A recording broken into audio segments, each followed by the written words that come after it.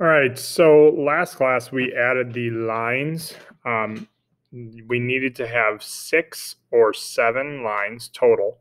You needed to have at least one going vertical and at least one going horizontal.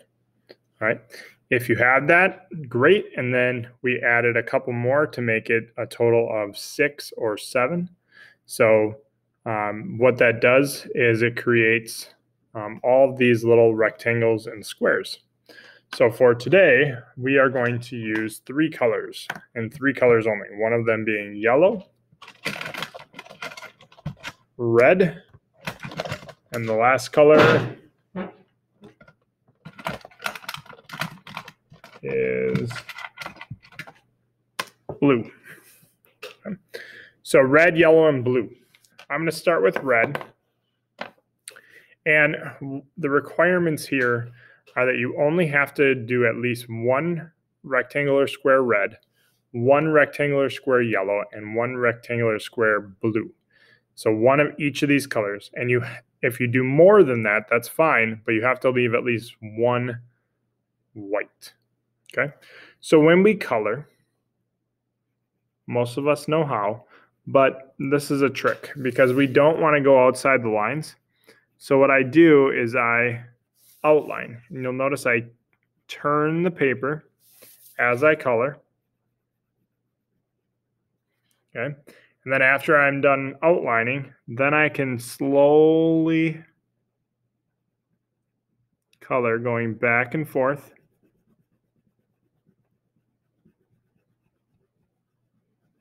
Back and forth. And when I'm done, I want to check now for white spots. So anywhere that I see that's lighter, I'm going to color that in. All right. Then I could do another red square anywhere on here. But now I'm going to do a yellow one. I'm going to do the yellow one right next to the red. You don't have to. Okay. And I'm going to start the same way where I'm outlining.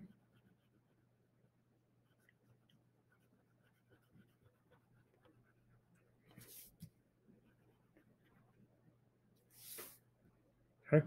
And after I outline, then I can color it in. And again, going nice and slow.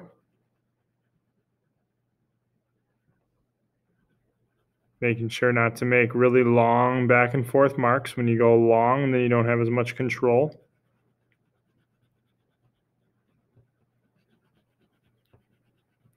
And I like to kind of just go back and forth, back and forth.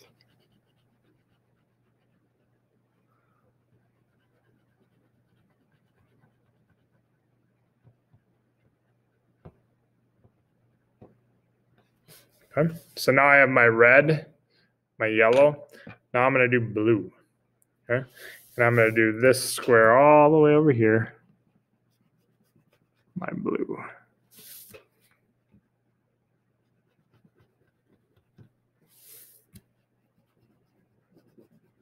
So once I outline,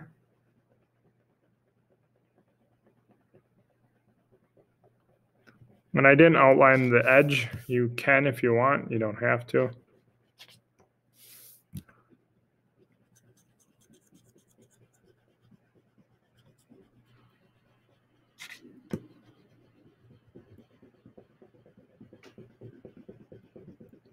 Try not to go as fast as I am. All right, and then it looks like there's some white spots. I could go a different direction to help cover those up. Sometimes it's just what's called texture of the paper, so the bumps in the paper. Right. So I could be done right now because I have one yellow, I have one red, and I have one blue, and I left one square at least white. Okay. But let's say I don't want to be done and I want to add one more blue, I can do that. I could add 5 more blues if I wanted.